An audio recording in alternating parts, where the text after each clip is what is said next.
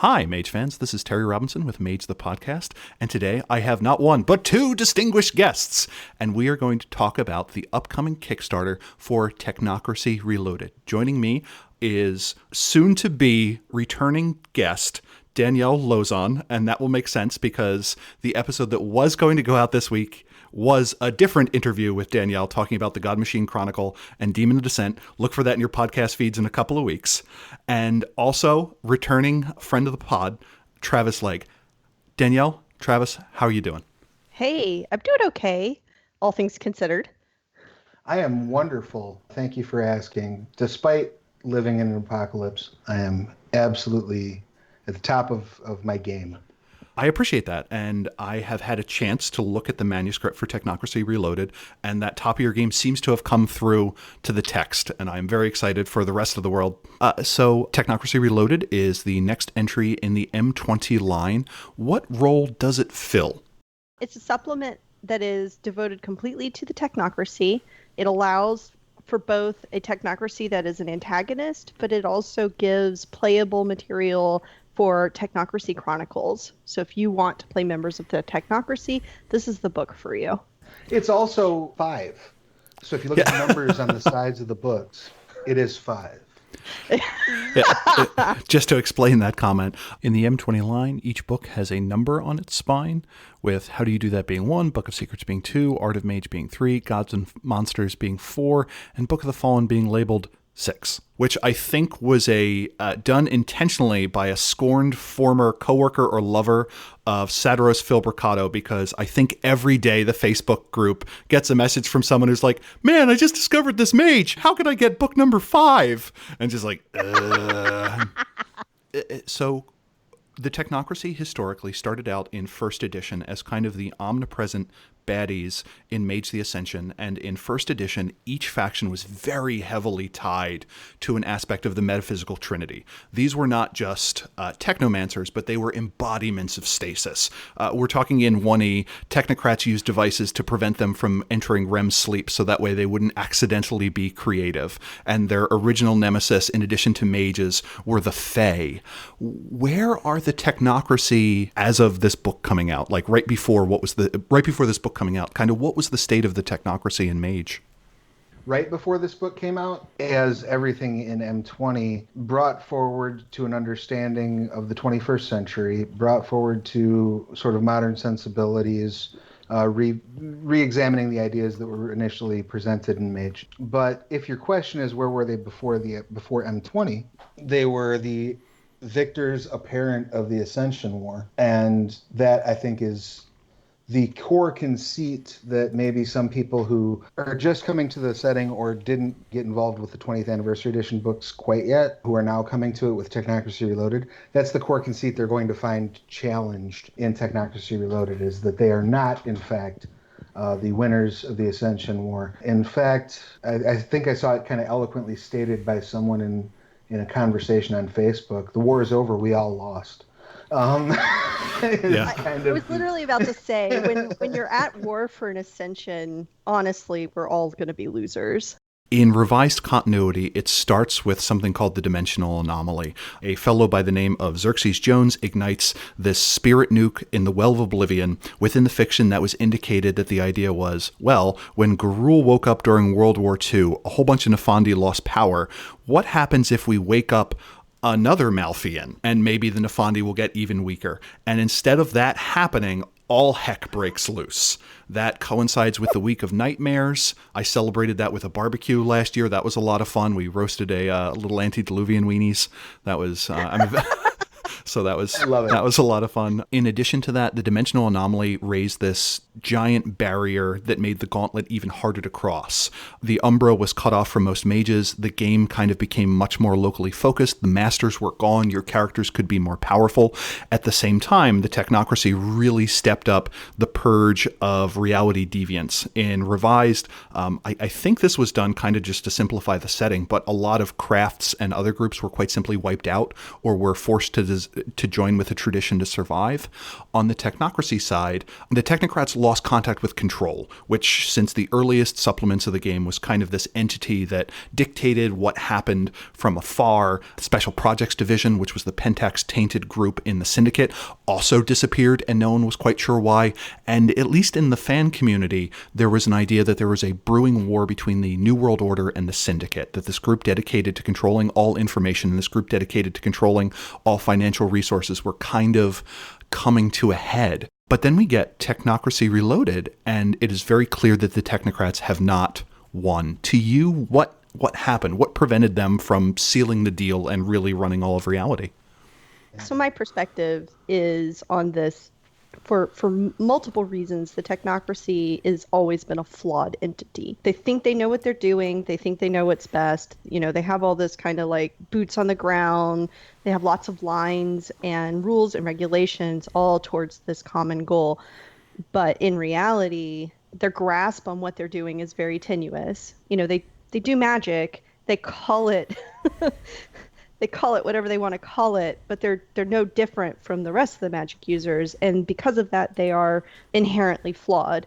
And so the things they try to do cause as many problems as anybody else. And so I think part of it is to steal a phrase from a different mage game, their hubris got the better of them.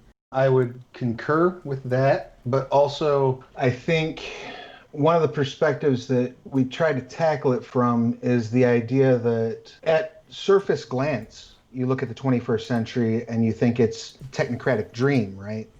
But if you start to look at it, kind of like the technocracy is a monolith from a distance, but when you get close, you start to see the cracks. The world is a technocratic victory from a distance, but when you get close, you start to see that really what has happened is it's much akin to giving a chimpanzee a machine gun. The technocracy has given a lot of tools to the sleepers and then turned their back for half a second going, oh, well, we did all right here. And they turn around and when they look back over it, they're like, what do you mean you're now using these tools of media control to push anti-scientific agendas? What do you mean you're using quote-unquote reason to push an anti-vaxxer belief? What do you mean you're using mass propaganda to put forth a reality show host as a president, as a world leader? How did you get the plot so wrong? And that's kind of the point where the technocracy is approaching the sleepers right now. They are looking at these tools that they have crafted or that they have guided now being horrendously misused by people who don't understand them to their mindset. And so it's very much a loss, and it creates an interesting enemy for the technocracy because you can't punch stupid. Except maybe in Werewolf. I imagine that there's a high umbral realm where there's a spirit of stupid you can beat up, but I imagine it's very large and very potent. True. I want to play that game now. Yeah. Umbral Raiders switching out stupid so we can punch it. We're playing a World of Darkness game. It's called Developer The Wish Fulfillment. If you'd like to be interested, yeah, we'll be doing that. And that's an interesting way of putting it, because in previous editions of Mage, you had the Virtual Adepts and the Sons of Ether. The Virtual Adepts are like, we need to get as much technology into the hands of the sleepers as possible. Look at all the great things they've done. And the Technocracy said, whoa, slow that down.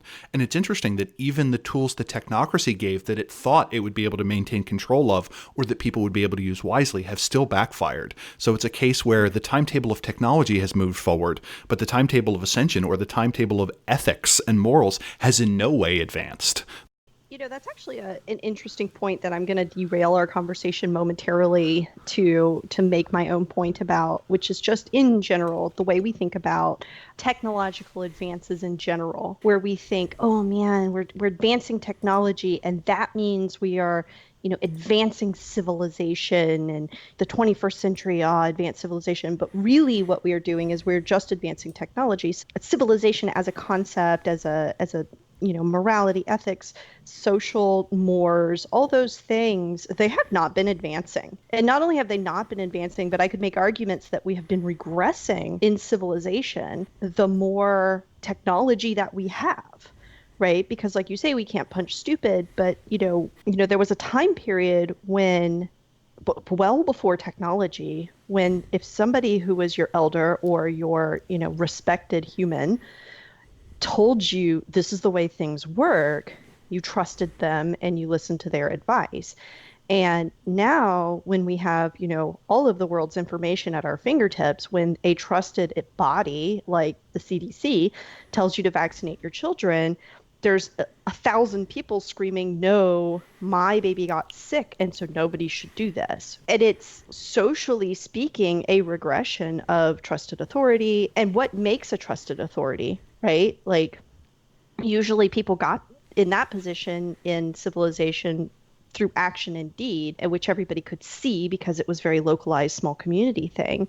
So advancing technology, like that's kind of that thought, right? Where it's like technocracy is so focused on advancing technology and giving people the tools to become, higher, better selves. And really they're just missing the point, which is that you must bring humanity up to the level of technology. You can't just throw high technology at humanity. Right, peppering the tools and assuming that the Enlightenment is going to accompany them. I'm a big fan of Michio Kaku. I love listening to that man talk. And he talks about, I can't remember off the top of my head, the civilization scale. Oh, like the Kardashev scale?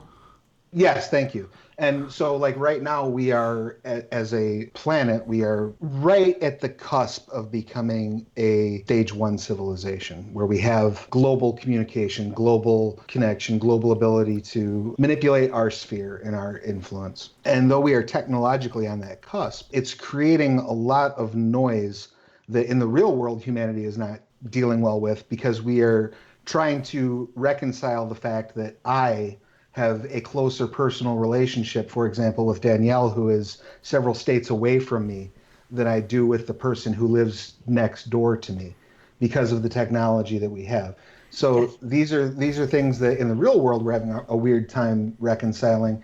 You add to that then the fantastical lens of the technocracy, where they're the ones who ostensibly have shepherded these tools into play. And one could argue, they assumed that the Enlightenment would either rise to meet the technology or just didn't bake in those controls morally. It's the same thing with the technocracy's position on climate change. Prior to M20, any World of Darkness fan would look at it and go, well, the technocracy's probably happy with how things are going because it's their tools that brought us here.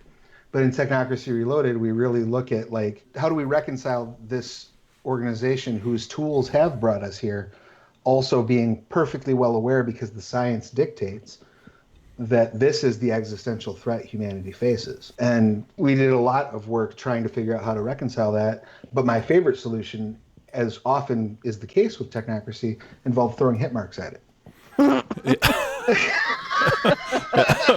Sorry. I thought you were going somewhere else, and then you were like, so it's like, oh no. And just to explain what the Kardashev scale is, there was a Soviet astronomer, Nikolai Kardashev, in 1964, proposed that they were scales of civilization, that a Type 1 civilization could take and use all the energy available to a planet. A Type 2 could take all of it available from a star system, and a Type 3 could gather everything in a galaxy. An example of a complete Type 2 would be the Copernicus Research Station, the COP, which is a Dyson sphere which surrounds a star that collects everything. So in the World of Darkness, we do have a place where that happens. But it's kind of interesting because the way both of you have presented it is the antagonist is humanity writ large. You haven't mentioned the Nefandi. You haven't mentioned Pentax. I mean, they're there too. Yeah, right. To my mind, those are symptoms of the problem. Mm-hmm. The problem is human ignorance. I mean, yes and no, right? Because yes, the true problem with, if we want to work towards human enlightenment, right? If our stated goal is to bring literally everyone up to a state of enlightenment, then your true conflict of doing that is the medium with which you're working, right? I must try to get all of these sentient and sapient and free-willed individuals to do what I want them to do. And that is in itself a huge conflict. But then also the technocracy is their own worst enemy, because amongst them, they can't necessarily agree how to go about this the best way. They cannot necessarily agree on things. And even when they do agree on things, then they fall into this, we have the best way. And now we're not open to any other suggestions or constructive criticism. And so instead of allowing things to happen naturally or working through problems and troubleshooting, they just kind of continuously try to brute force their way through making this thing happen. Right. You're not enlightened enough, so I'll make you enlightened with sleep teachers and propaganda, or through mind procedures, or Right, through just giving you the information I think you should have. And right, then when you do that, if you're spoon feeding someone information, you can't spoon feed enlightenment, first of all, but right. also the technocracy, despite its maybe claims and beliefs, doesn't have the resources to spoon feed all of the masses, all of the things, all of the time.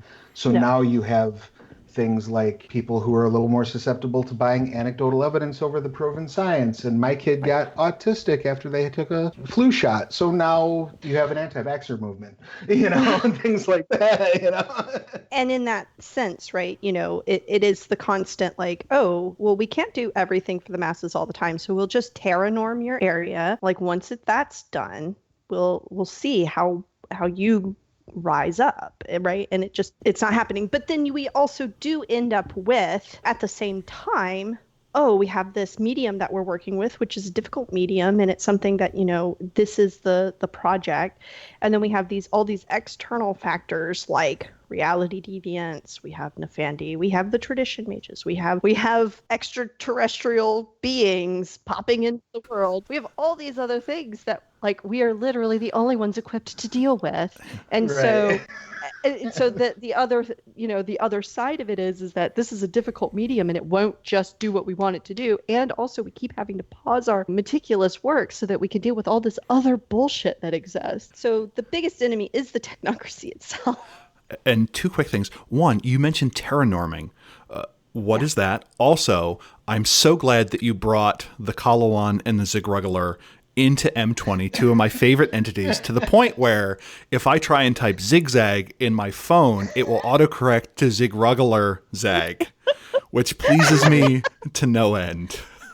So terranorming is essentially, it is making advanced technology the norm writ large. So it happens in cities, it happens in communities, it happens in nations, but it's essentially desensitizing the masses to the technocracy's high-tech existence. Normalizing the acceptable reality to within acceptable technocratic parameters. Right. And this was kind of presented previously, that periodically the traditions and the technocracy would get into battles of reality zones. But Technocracy Reloaded kind of gives, I'm not going to say rules because we don't get systems for it, but we do get guidelines. The idea is that, well, we can't force everyone to think a thing, but we can encourage charities, for instance, that promote the distribution of prostheses that we think are going to help advance it, or pushing startups that are developing promising technologies that we like, and sometimes force to stop people that we're opposing. In M20, the themes that are given, despite the fact that it is the world of darkness, are hope and transformation. That each tradition has kind of gotten a second wind of some sort, and that each of them faces a question they have to deal with if they're going to make their way in the 21st century. What are kind of the themes that you see the technocracy focusing on, or a technocracy game focusing on, as kind of presented in this book?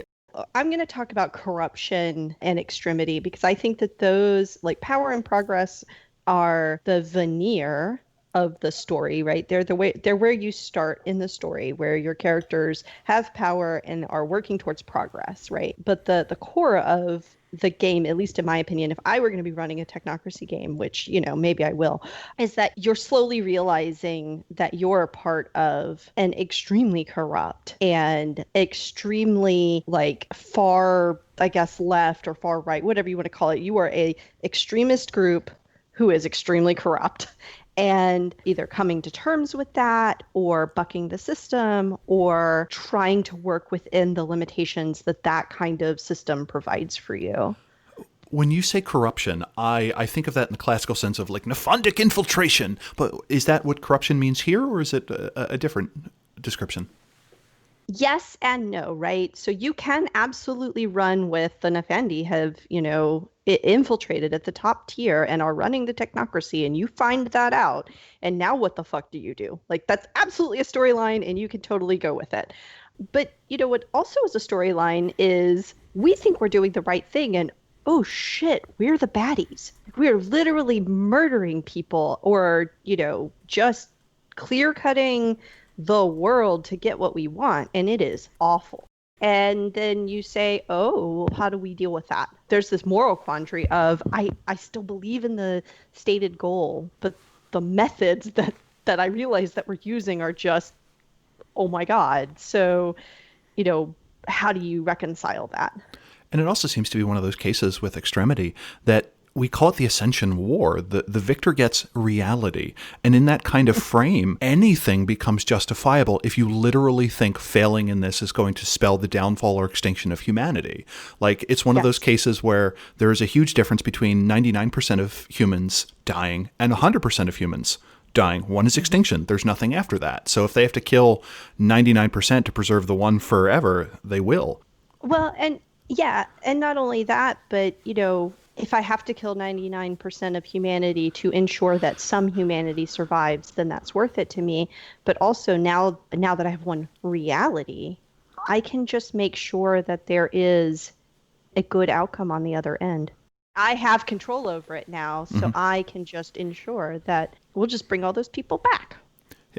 Or something. And again, praise for the book. One of the things the book does an extremely good job is saying, this is the group, these are the stories you can play with them, and this is what your campaign or quest or whatever you want to call it is going to look like. And one of the things that came out to me was the idea that for the longest time, the Technocracy had ideals. They had the precepts of Damien, which is one of the few things all technocrats believe in, the 6 basic principles, but you have to operationalize that. You have to say, what are we actually going to achieve? How are we going to measure that metric? And at some point, when you optimize too thoroughly for the metric, you lose view of what the actual intent is.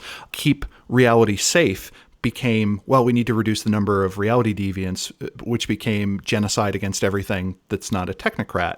Is that necessarily the best way to accomplish it? Probably not, because it chews up a lot of resources. But in the process of trying to operationalize a paradigm or a worldview, things get super messy. And that is very much a recurring theme that I got in this book, was stepping back from that. That, for instance, Iteration X wanted to make humans as efficient as possible. And the easiest way to do that is to say, well, machines are super efficient. Let's turn people into machines.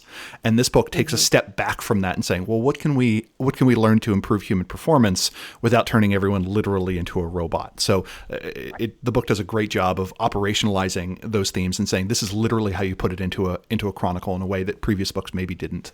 Yeah, that was definitely part of the mission statement. But also, to kind of piggyback off of what Danielle was saying about corruption, through that lens, the idea that these ideals get polluted in the process of attempting to achieve them, because you start to break them down. And then you start to get into, one of the themes that runs through all of Mage and always has is at the Mage level, at the level of the singular will worker. You have a vision for reality that is so strong that you can impose it on the reality of others. And so when you have people that are that opinionated, whether or not they're working for a common stated goal, the road to how to get there can be very fractured, and the corruption in pursuing that goal, you start getting into some of the sort of like sub factions within the technocracy. Things like you bring up Iteration X and the machines. You also have the Adamite. This whole group of technocrats that believe that if you're not a traditionally born human, you are somehow lesser. You're not quite capable of really being the one to drive the technocracy's goals home. You're a second class citizen to their mind. They to me are the turfs of the technocracy. Kind of. or at least I'm like, yeah. Oh. You're like, sure, you look like a human and act like a human and have once hopes and dreams, but you didn't get there the same way as the rest of us, so you don't count. And just seeing that the technocratic belief structure has places where those make absolute sense to form and to spring up. I'm not saying that if I were transplanted into this mystical world of Mage 20, I'm not saying I would agree with the Adamites, but I could understand how they got to that conclusion, right? Like, you can map how they get to that conclusion. You can look at a bigot and often see how they get to where they got. Doesn't mean they're right. Yeah. They're right, but you can see like, oh, I see where your reason failed, or I see where you got damaged in a way that this led to that. I can. Your cognitive dissonance is showing. Right, exactly. And the fact that those exist in the Technocracy, because at the end of the day, they are a collection of people who are strong-willed, and that's where the power and the progress kind of comes in. They have pushed things so far, and they have demonstrable, they can point to things and say, these are our works. This is proof that we're right. You can go inside your own dwelling and use the bathroom that has running water in it and wash your hands with heated water and, oh yeah, not get eaten by a freaking dragon because we took care of those problems for you. Mm-hmm. So they have this demonstrable result. And that's very compelling and very seducing for someone who is based on ostensibly the scientific method, right? We've done so much good so far, so obviously whatever we're doing next also has to be good, even if you don't see it, and even if you can't hear it over the sound of the screams of those we have to subdue in the process. Mm-hmm. You made mention to the Atomites, which is a faction within the group that only wants regular, born and bred technocrats to be part of it. This book introduces a number of interesting groups and political factions and ideas, or at least expands on ones that existed before, like you have New Avalon, or the Friends of Courage, or the Cassandra Complex. Best name! Are there any groups that you introduce or new little factions that you particularly liked? Even the number of methodologies within each convention has increased. Did you have a favorite? Or is there one that you're like, hey, I think players will find this interesting? I have a favorite plot element. It's not so much like a particular faction, but there's an idea that we introduce in Reloaded that I'm just absolutely in love with, which is in Chapter 8, the Ascension Truce. For me, that's like that was the most fun thing to explore for me, working on a book full of things that I am absolutely in love with. I'm also a big fan of, in the unit where we're talking about operations around the globe, there are certain cross-conventional initiatives that are introduced, and the Iteration X Progenitor initiative in South America is also a personal favorite of mine, because I really do like the idea of, we're going to stop deforesting by throwing hit marks at it. Yeah. So what was the first thing that you mentioned? The Ascension Truce. Okay. What is that?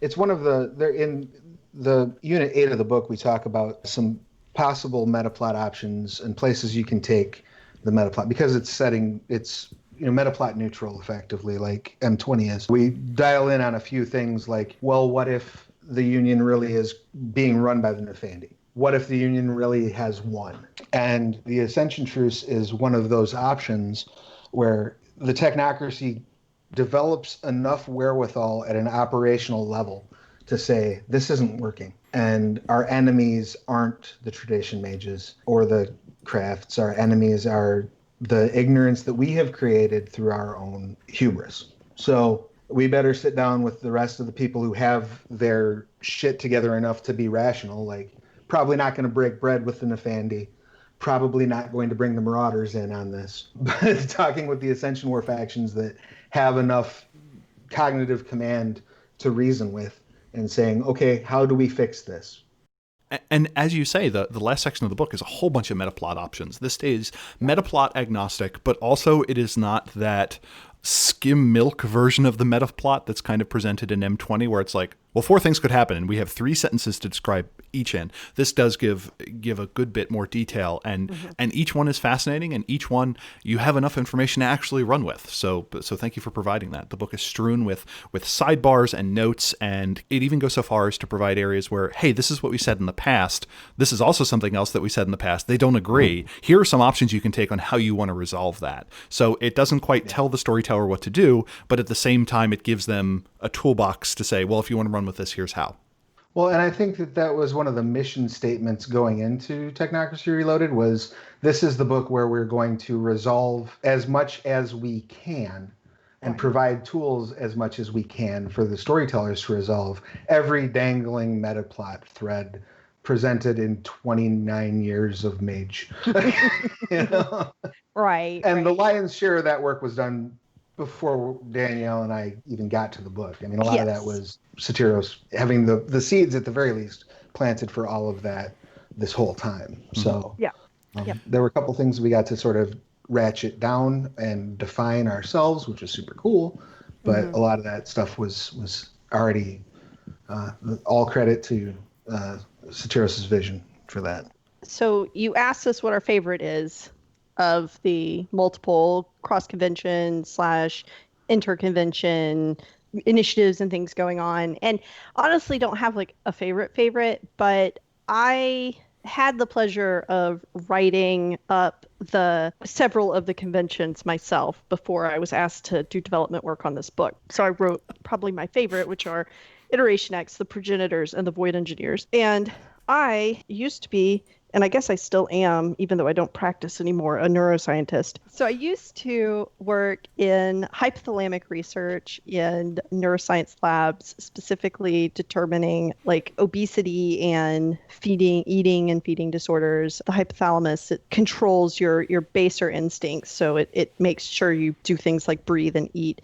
It also helps you run away when you're scared, things like that. Anyway, I have a lot of science background of real like neuroscience, gene splicing, creating genetic models of animals and things like that.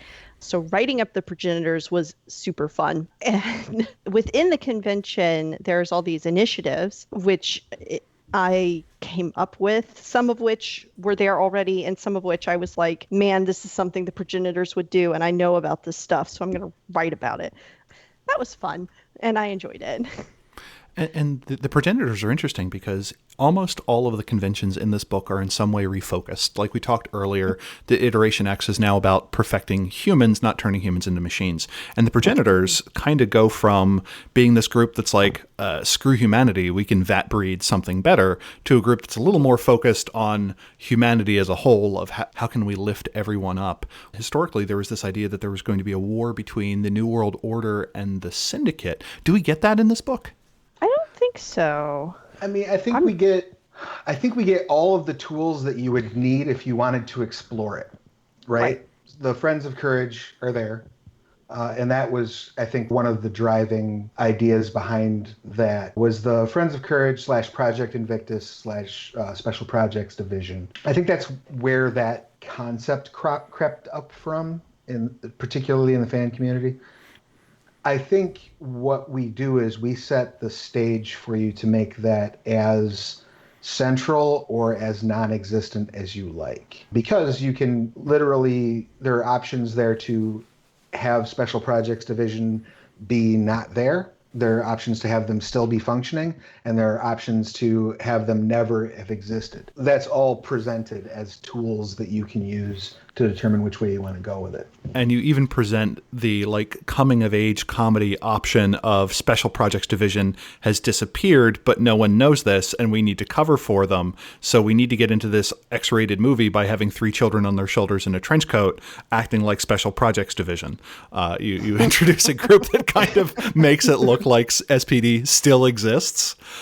Yeah, they're trying to like cover for them while they're not here. Like they're Han Solo at the controls in Star Wars. You look like, a little short. Everything's fine here. Yeah. Situation normal. Yeah. And I think one of the most terrifying options that you present is the idea of SPD is gone, but their checks are still going through. What the dink? Right. And I'm like, yes, this is the mage that captivated me as a teenager reading it the first time. So yeah, you present an absolute boatload of new groups. This was one of the strengths, I think, of M20. In some of the older editions of Mage, there was just this flowering of groups where you would get a 1 or 2 sentence encapsulation of who may be there. M20 reintroduced that, and this book goes much further in giving you paragraphs to work with. It doesn't give you the whole book, but it generally gives you the first page or the first chapter, and you can and you can certainly run with it. One of the things the book also tries to do is over editions, how the Technocracy actually operates kind of got sprawling, where different groups had different levels and different terms for everything. What does the organization of the Technocracy look like now? Like, what do the ranks kind of look like? You know, there's definitely a ranking system that fits across the entire Technocracy, but every convention calls their levels something different. If you're, Iteration X, you're a controller, but if you're a Void Engineer, you're a Marine, right? Like, they still have different terms.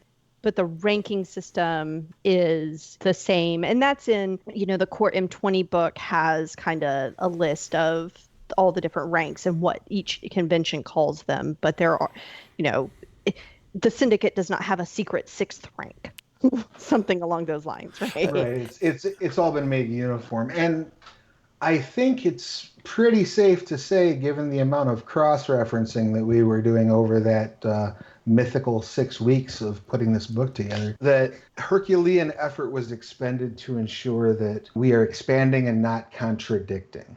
And when we are contradicting, we are doing so very intentionally, very upfront, and as an option of saying, if you want to do this way, this is how you it's about resolving contradictions, not introducing more. To clarify, this whole book was not done in 6 weeks, just your... Our finishing pass, I guess you could say.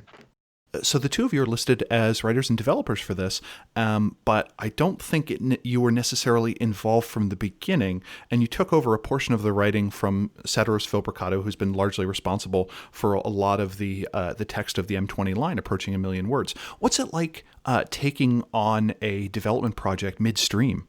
This isn't the first time I've taken somebody else's book and taken it to the finish line, right? That's actually a thing that people don't talk about a whole often, but sometimes a book just struggles at some point during development. Something catches on fire, and for whatever reason, a developer cannot finish the project. Either they hit a roadblock of, mental block, like sometimes you're looking at something, it feels really big and you don't know where to get started, right? And everything feels like it's a problem, and you're like, oh God, it all sucks. What do I do? Sometimes it's a personal problem, right? Like I literally cannot be working on this right now because my mom is dying, or whatever, right? Or I am dying, or sometimes it's just, I'm doing it, but it's taking too long, right? Like I know what to do, but I can't do it. There's all sorts of reasons why things will fall by the wayside. And then, the best thing to do is to hand it to someone else and ask them to clean it up and get it moving so that it can get to the finish line. And I've done that for several projects, and it's so interesting to me because it's almost always I come in and somebody has told me this apocalyptic amount of work that needs to be done. Oh, the whole thing needs to be rewritten, or oh, it's such a state of disrepair, I'm never going to get it. And I literally look at it and I'm like, yeah, this will take me like a week or two. And they're just like, what? I don't understand.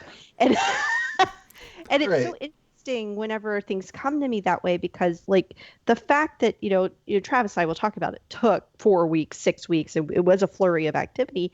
But honestly, the book was in a really good shape before we started working on it. And yeah, it would have taken one person a couple of months of dedicated work to get that done. But between the two of us and fresh eyes and just, we know what to do. Right. And where for Phil, I think he was hitting like a burnout stage of he needed to step away from everything for his own personal reasons. And it was like, I just can't finish this. And we're like, yeah, but we can. So it's always interesting to carry a book to the finish line, just because it's always different to work on something after it's already been worked on by someone else, because every developer has a different voice. And so trying to preserve Phil's voice in the book as opposed to my own or Travis's voice.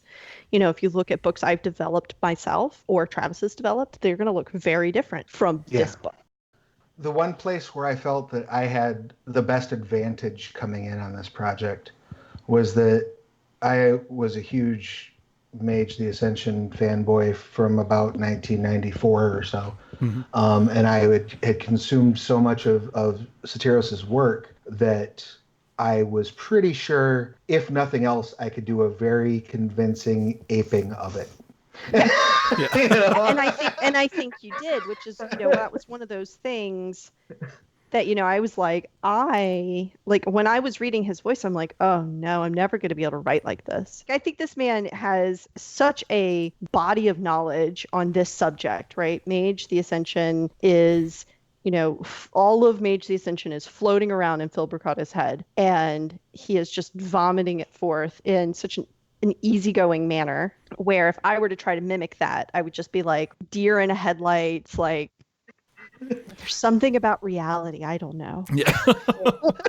I was terrified of it until I had sent him some of the stuff that I had written, because there were a couple of chapters where there was much more like raw writing had not been done yet, right? Mm-hmm. And so I kind of started with that stuff. And when I sent it to him, and he was like, "You really nailed the voice."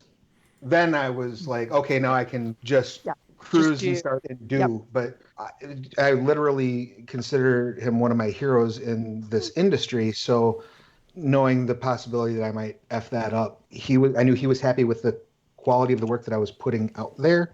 It became much more. Then I just went nuts and ran roughshod over it. And now I look forward to him yelling at me like, "You did what?" Nope. He won't do that either. No. That's the good thing about Phil, is that as strong as his voice is, he's also a great collaborator. So, and he was very involved in the process of getting it buttoned up. But it was also parallel at the same time working on Book of the Fallen and so much other stuff going on. So there's so much going on. So one of the interesting things that comes through on here is some of the previous stuff in Mage hasn't necessarily aged well. My favorite example is, I think it is in possibly Project Twilight or possibly the original Hunters Hunted. There is a 1-point flaw, female. But one of the interesting things that comes through in this text is very much not only is the technocracy modernized from a bureaucratic sense, but also in a worldview sense. The technocracy now seems to be the most progressive entity in the world of darkness. Is that the case now? And do you consider that to be kind of the standard for the game? The listeners can't see me facepalming about that flaw. It's like poor eyesight needing glasses as being a flaw. Like, it is literally the dumbest. So beyond that, one of the things I think about specifically about the technocracy and about, are they progressive and are they the most progressive and, this kind of thing. And easily I can say yes. And the reason being that part of their stated goal is this enlightenment and this, ascension and the enlightened ruling over the unenlightened and, whatever. But part of enlightenment is letting go of the standard trappings that we utilize to create boxes around things. Part of ascending into a shared reality of utopian dream is an egalitarian sensibility that can't be predicated on who you love, what you look like, how you were born, what you sound like, any kind of physical disabilities, anything like that. And so those things on the surface seem like no-brainers, right? Like, of course we don't care what your gender is because that's not the point of any of this. Mm-hmm. Of course we don't care if you have a disability because, again, that's not the point of it. Can you do this thing? Yes? Cool. That's all we care about. And, in a more grotesque mindset also is part of dehumanizing people is not caring about what they are or look mm-hmm. like also. And so, there's this kind of, the technocracy is progressive. They don't care what gender you are. They don't care, what your sexuality is. They don't care what color you are. They also just treat you like a serial number. So, there's that. Yeah. Right. To sort of piggyback on that too, it's wonderful from a social justice perspective, right? Because it's a place where each can rise to their own potential. But it also fits very well with the sociopathic nature of the technocracy, which is you are a tool we will utilize to your best potential. The specifics of that tool matter little to us. This is often a thing that maybe it's the most fantastical element of the technocracy in a sense that they have the wherewithal to realize that. Think of how much could be accomplished in the really real world if the manipulators, the people who want to, amass and power and control, if they could just come to that conclusion that, maybe if we stop, we could really mm-hmm. use people to their best advantage. The technocracy has come to that level of enlightenment, for good and for ill. There are those factions within the technocracy that don't. There's still ignorance there, Yeah. There's still atomites. My way of thinking about it, going through it, was the idea that there is nothing against which they discriminate, assuming that it is not germane to their mission. But at the same time, there is also nothing that they celebrate. there probably isn't going to be an LGBTQIA group within the Technocracy because we don't care about that. No. Who cares if you're in a plural relationship? Who you love is unimportant to us, and until you get to literally a level T3, we don't even recognize marriage. Right. So. Right. Like, who cares who you love? Nobody gets married. It's not that you can't get married specifically. It's that nobody can. Sorry. Yeah. Like, it is like, yeah, it is progressive in a game design standpoint, right? We also are able to put that kind of, corrupt and kind of extremist lens on when the Technocracy says we literally don't care. And it's like, yeah, because you're literally just a meat suit to them. And your meat suit could be anything and it doesn't matter. Two things I want to just touch on real quick. I think that that's something that the narrative builds a bit of a sliding scale into. Yes. Right? So if you want to tell a story where that focuses on someone who maybe in modern American society is not finding the acceptance that they deserve, finding it through the union, that can be your story, right? Mm-hmm. But you can also play the other side of that coin where you are just that serial number, and those can coexist and they don't create the contradiction that it might appear to. But also I just want to touch on, because it's very present in my mind right now, very interesting to me how examining the function and the presentation of marriage and the family in an institution or in a society in game design has come up on a couple things I've worked on recently. And it seems like you can learn an awful lot about that society by the way it processes how people love one another and how they go about their daily lives. And I'm very glad to see that we got a chance to dive into that in Technocracy, because there's a not insignificant word count sort of devoted to the technocratic family and the technocratic marriage and the technocratic divorce and the technocratic, what we consider to be sort of the quote unquote normal life of a technocrat. I think if you really want to get to the soul of what being a technocrat is, that section of that chapter is a really cool insight. We also get a new game term, babies born into Technocracy, prodigies. Travis, you just brought up something that's really interesting to me that is germane to the conversation, but has nothing to do with Technocracy or Mage in specific, which is, in general, most game design likes to assume that you don't have a family. Or if you do have a family, it is somewhere else, doing something else, and mostly uninvolved with you. Either dead because it's convenient for story, or you don't have a wife, you don't have children, you have parents who are back home, not really caring what you're doing, right? And not just, adventure games, but all games. I think to myself have I ever made a character in a game, a World of Darkness game, or any other for that matter, that was intricately tied to an immediate family, a wife, a husband, a child, anything? And the answer is mostly no. I have had characters get married in games, like meet the love of their life, get married, but I've never started them as part of a family. And it's just very interesting to me that our fantasy world is having zero trappings, which is antithetical to human nature.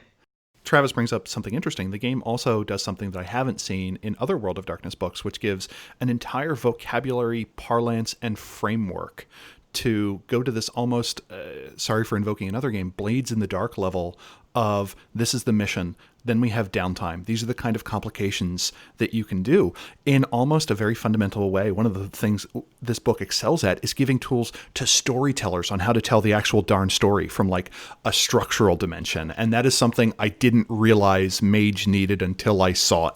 Well, right. Yeah. I mean, one of the things I think I struggle with Mage is, what kind of stories do you tell and how do you tell those stories? And so I think that having that here, especially in Technocracy, where people are going to be looking for the Technocracy maybe as an antagonist book. And so people who are more inclined to be storytellers are going to be reading the book already anyway. And so having that there to present, like, how do we tell stories in Mage?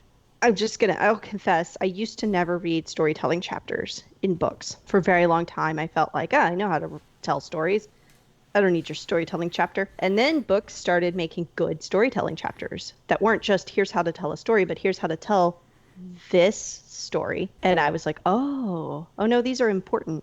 It's a very far cry from this is what a role-playing game is. Technocracy Reloaded assumes you know what a role-playing game is, and it assumes you know what Mage is.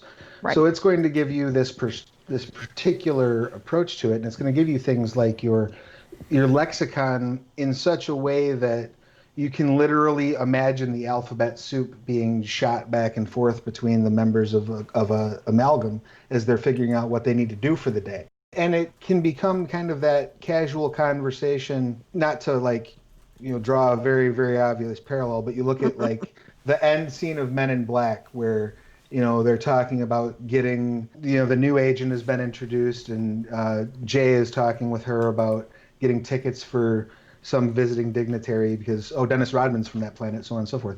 But that level of you can make the scene of grabbing the coffee and the hot dog in the morning interesting because you've got these lexicon, you can tie that into the ongoing story. You can look at what's happening with technocrats between blowing up tradition mages and blowing themselves up in laboratories. There's all this connective tissue that's presented in a way that you can touch base on that everyday life, if that makes sense. And that lexicon is impressively large. You thought Lermoose was interesting, potentially talented magic music reality deviant, a PT merd. I thought, or a pit merd. I clapped while I was on my treadmill reading this. And I can't remember what the term of art that is used for umbral entities and ghosts, but this was what is a JMARD, a juxtapositional manifestation preconsciousness. Yes. i.e. ghosts. I'm like, yes. The lexicon. That's how you can tell someone's a mage player when they're like, oh man, this has a great lexicon. Yes. One thing that struck me through is, one, you do this region by region walk through the world, giving us a unified vision of what the technocracy looks like everywhere. But in one case, you single out the United States as being this kind of font of bigotry and a failed technocratic project. And similar analogs aren't mentioned of other countries that maybe are struggling with reactionary forces in them. Why just comment on the U.S.? It's home. Okay. Yeah. I mean, so the simple answer is, well, we live here, and so it's easy to talk about the place where we live. The bigger, longer answer is it's really hard for me, a white woman, to want to criticize the whatever's going on in China or Nigeria. If I want to criticize South Africa, I really would ask somebody who's from there to do that instead, and I'm not. So I want to be a little more careful about how we present those things. We don't present any nation in a glowing light of, well, this is just the best place in the world to live. We don't do that.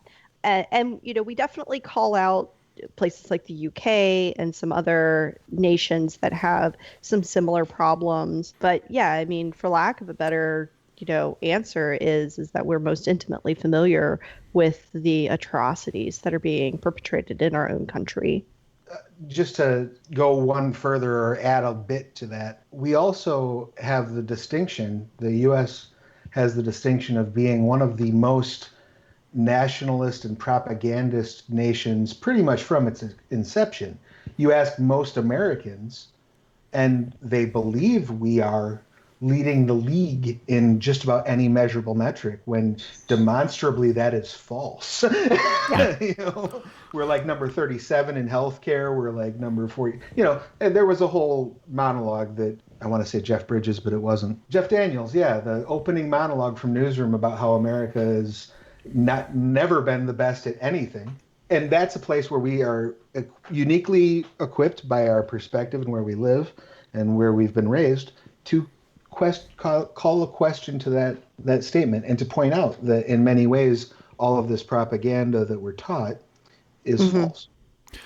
And specifically within the game, we have the history of 20 years of supplements talking about all the amalgams and constructs and so on in North America. So you may not like Narendra Modi's policy towards Muslims in India or how China's treating the Uyghurs, ethnic minority, but we don't have an example within White Wolf history of that place being crawling with technocrats. So it's almost an object lesson of saying there were 5,000 technocrats in North America, and even they couldn't see this coming and stop it once it started. Right.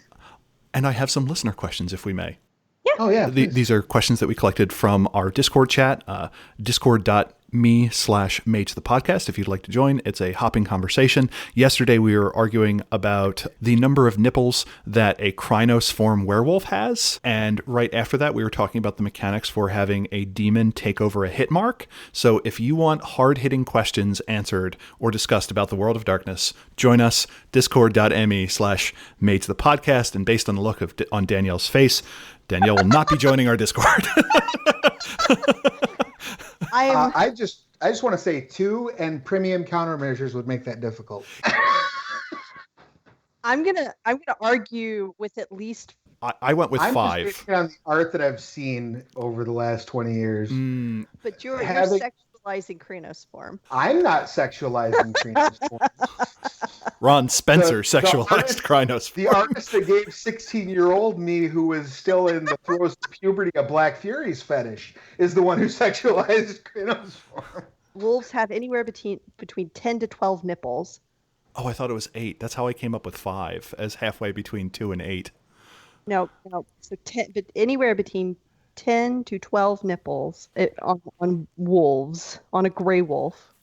Some wolf breeds, smaller, whatever. Most dogs have about 10 nipples. Your nipples may vary. The common has 12, but Bonar might have 7. It's hard to know if you're not in full wolf form how much of your human form, but are you going to develop the extra mammaries in Krynos is not really a question I ever thought I would ever noodle in my brain, and now it's here. Huh. You learn something new every day. Discord.me/Mage the podcast, everyone. But yes, we agreed that premium countermeasures would prevent a hit mark from easily becoming either a host or a reliquary. And with that, Lucid asks, did you do anything to try and future-proof the technology presented? Everything so far has gone out of date so quickly. What was it like to try and future-proof that? Or alternatively, how did you try and guess what the future was going to look like? No. For my perspective was 2 things. One, I know there's some reluctance to embrace the sort of retro future Terminator aesthetic. I personally steered directly into that skid, particularly in the art notes. I promise you're going to see a good old-fashioned saber-toothed tiger in this puppy. I'm for owning that. But secondly, I tried to, particularly in device design, instead of saying, what's this going to look like in the future, saying, how do we make this futuristic thing or this techno-magical thing look like we have now? So like the introduction of the ES phone in this edition, and the idea that you have apparatus apps. So like you can download a memory altering app to your ES phone, and then you just flash your actual flash at someone, because they're not about making it look futuristic. They're about making it look like it fits. You know what I'm saying? So that was kind of the guiding star that I took. But, Daniel may have perspective on that. No. Future-proofing is 90s aesthetic on technology is where it's at. But one of the things that you have to think about is, so yes, they're making advanced technology, they're making it, amazing and wonderful, but they're also, like Travis said, they're not trying to make weird futuristic looking things that people will point at and go, man, that is super alien, right? That's not the point of what they're doing. They want their super futuristic device to look like any old normal device and have a futuristic effect.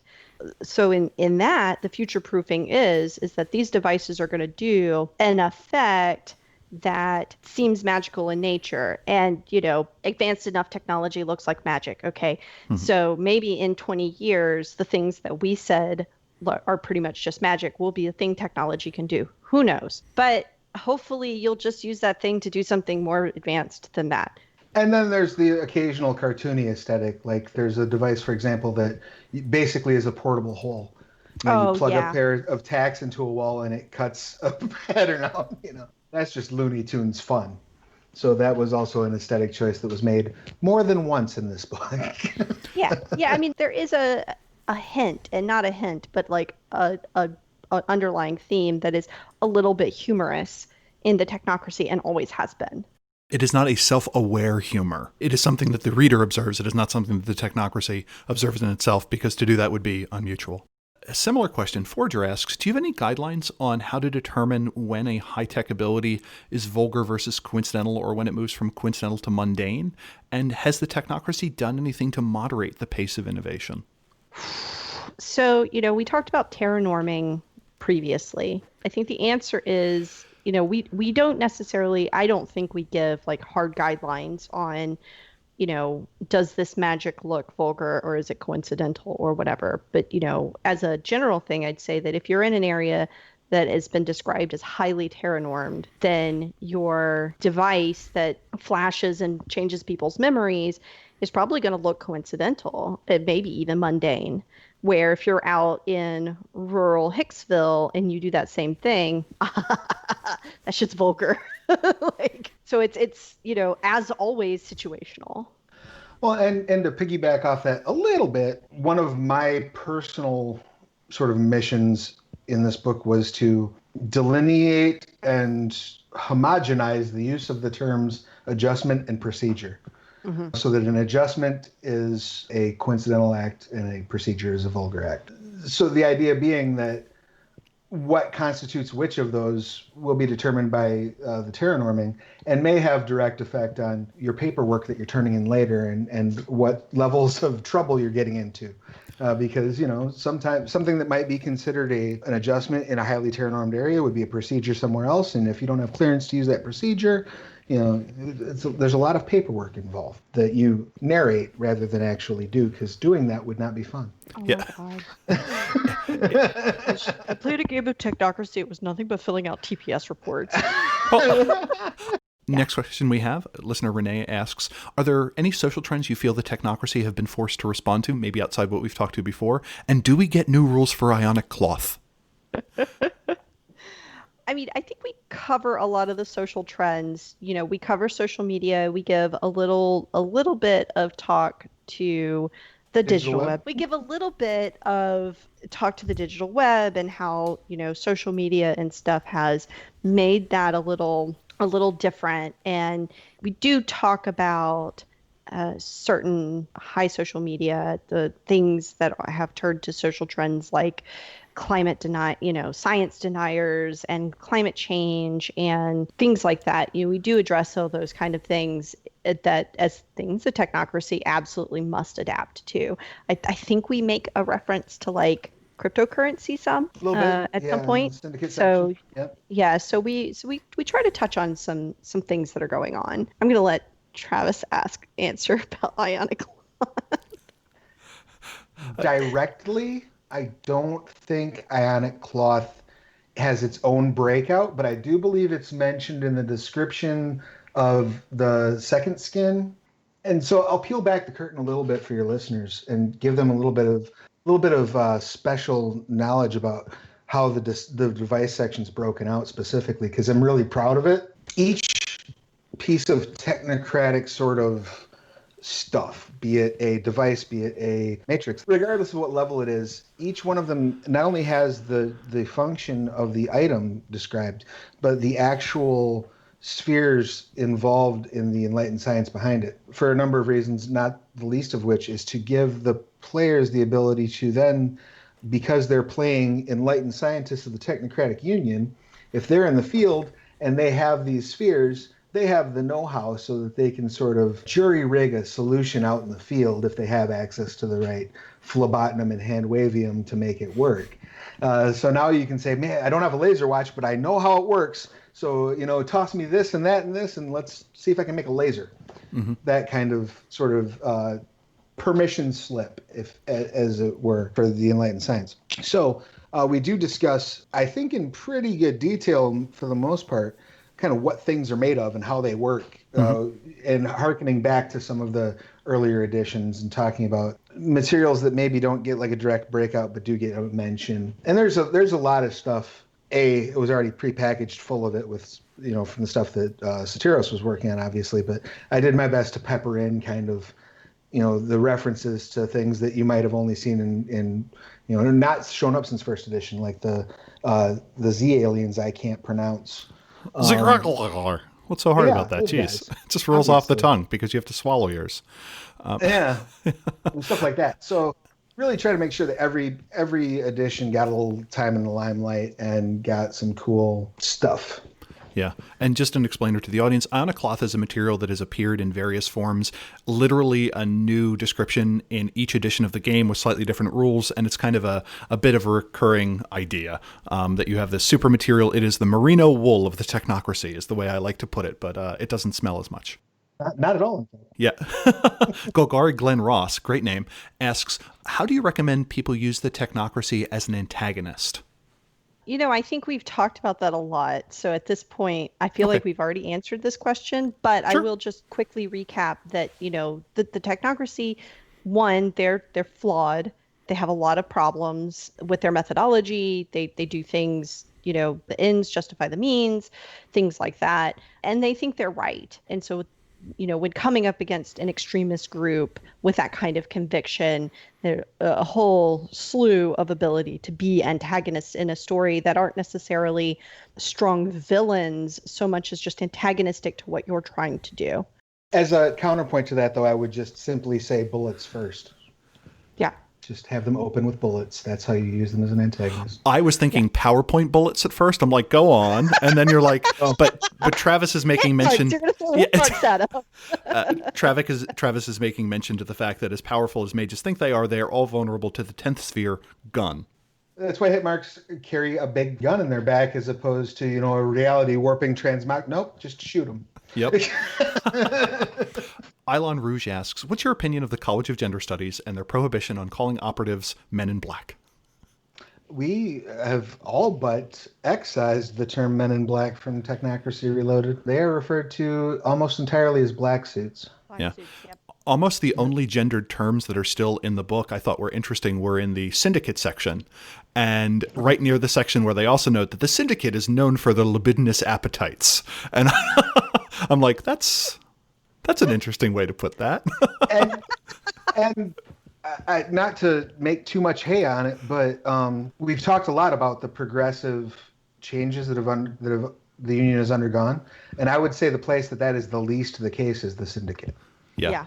The Syndicate is still very much beholden to, and I think that's because of the culture, or the not culture, but the class separation. The Syndicate is still very much beholden to your 1%er sort of mindset, and that shows in almost every respect.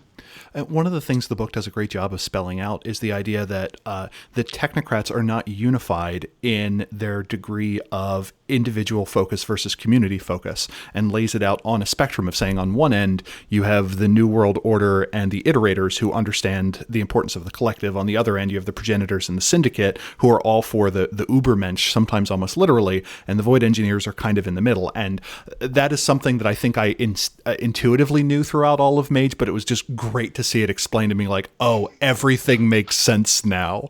Right. I don't know that it's ever been quite laid out like that. Yeah. And the last question we have is from Batjutsu that says, are there any carry-on or side projects for maybe the Storyteller's Vault or might be Kickstarter add-ons that represent material that maybe there wasn't space for in this book? Yes. Yeah, so hopefully there will be some stretch goals. Nice. And we can get a Technocracy Reloaded. Go back to Kickstarter so that I can publicly talk to you Kickstarter so that we can unlock those stretch goals. Yes, okay. And tell you all the awesome things that we would love to do as long as we have the support to do them. At PAX Unplugged, I picked up the Onyx Path Publishing 2020 prospectus. I don't know what that thing is actually called. Our catalog. Yeah, the catalog. They're like, these are the things that we're doing. And they're like, all the X20 lines books have been out, except for Mage. We still got a bunch more of those. Stay tuned. And I'm like, yeah, you may say that we're slow, but I think we're just enduring. Yeah. Do you have any special promotional plans for this? This is the first large Mage release we've gotten in a while. Are you doing anything else to pair with this that the audience might want to know about? So I have two actual plays that are scheduled. I'll be doing a Technocracy Reloaded actual play with Red Moon Role Playing, which I'm very excited about.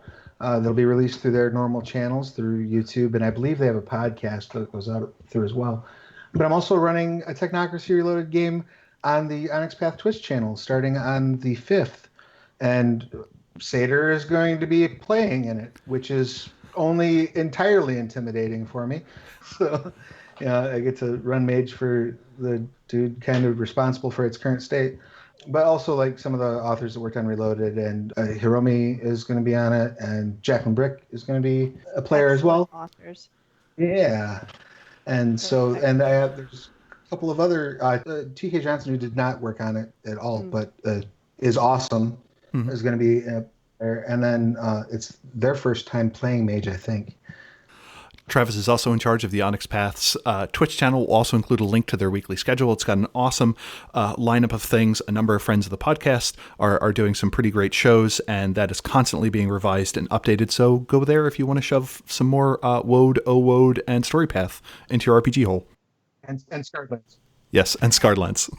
Did we mention Scarlet's?